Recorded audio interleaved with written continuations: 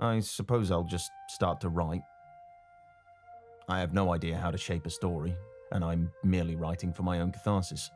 If anyone ever reads this and finds it to be a chaotic read, then maybe that will be a sort of poetry unto itself, since most of my relatively short life has been spent in the pursuit of anarchic freedom. Let me introduce myself. My name is Malice Cadern, of the Kingdom of Cadernia. We are a second-generation clan from Battania. Cadern is an old Battanian word. It means the mighty. It was a name my father, above and beyond, lived up to. I, meanwhile, did my best. My father was a man venerated by all those who opposed the Empire and admonished, or, if Imperials were honest with themselves, feared by all those who propped up the Empire. He's been dead only a few months now, but he's already a mythical figure. A nightmare used to frighten Imperial children into obedience. But, in truth, he was just a man of humble origins who clawed his way to becoming the lord of his own land and bowed to no one. King Wallace Cadern. First of his name, Lord of Cadernia, Regaea's Bane, Liberator of Sturgia, and the Bulwark of Battania. But to me, he was... It was not difficult to piece together much of his early life, since nearly everyone in Cadernia knows his story, and whatever gaps there were, he filled in for me himself. As much as I was belittled by the shadow he cast, we were actually very close. He was close with all my brothers and sisters. Always had time for us. In hindsight, I think that's all he wanted. To pay taxes to whom he chose and raise a family. Mind you, he did seem to enjoy fighting. He was good at it. Damn good at it. That's how he made his name.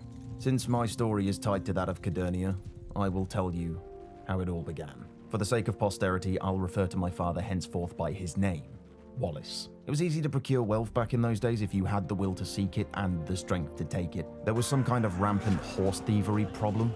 Either that or there had been an unnatural level of horse breeding in the years prior to Wallace striking out on his own. No one really knows why, but nearly every group of vagabonds and brigands you came across had horses, mules, or camels. So it was easy enough to build up a large herd of beasties to sell off. Being a bandit hunter was lucrative, if slightly dangerous. But if you were successful, you could live well and retire early.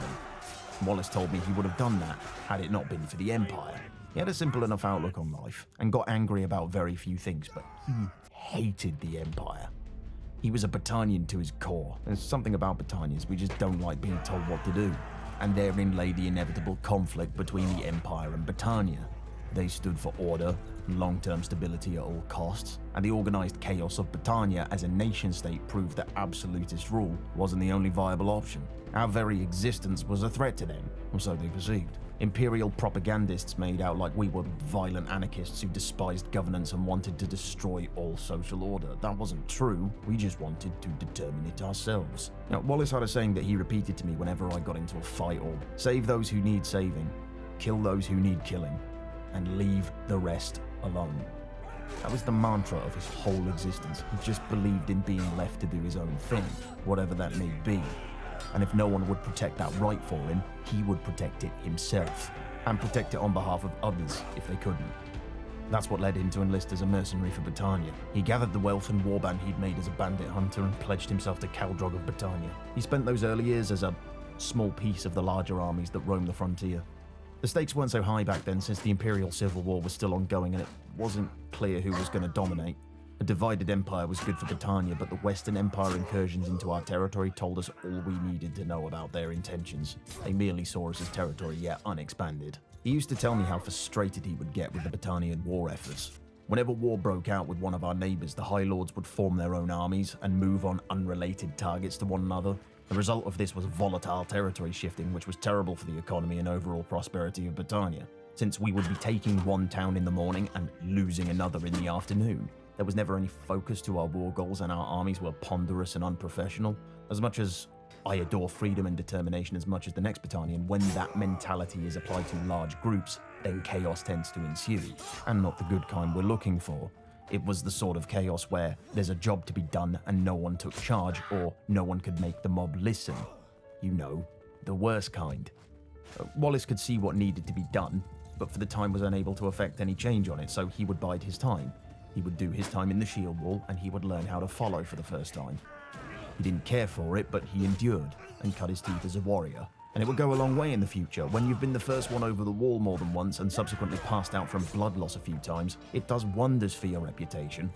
and before long he was leading detachments in battle and swiftly lost count of how many men he killed. And he managed, through sheer bloody-minded common sense, to build up a reputation as a competent and efficient leader of men.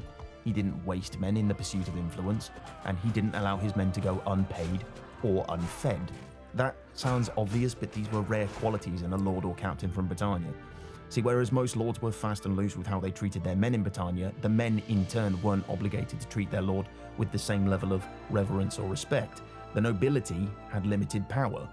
That's just how things were done in Britannia. It was culturally one of the things that made it a great place to live, but awful at fighting wars.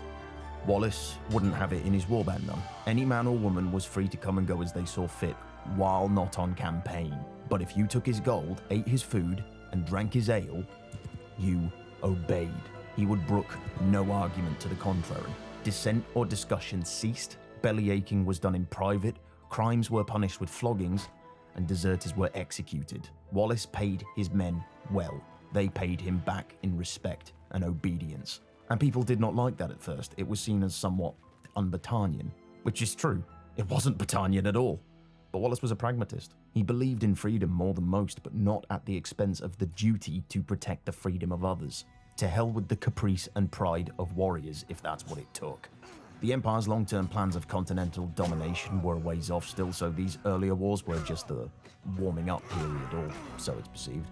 Thousands died, and thousands more replaced them. Britannia was truly threatened for the first time when the Western and Southern Empires declared war, along with concurrent invasions from Sturgia and Valandia. To our north, to our east, to our southeast, and to our west. With a repeat of all previous wars, the Britannian armies were running around like headless chickens, and enough was enough for Wallace.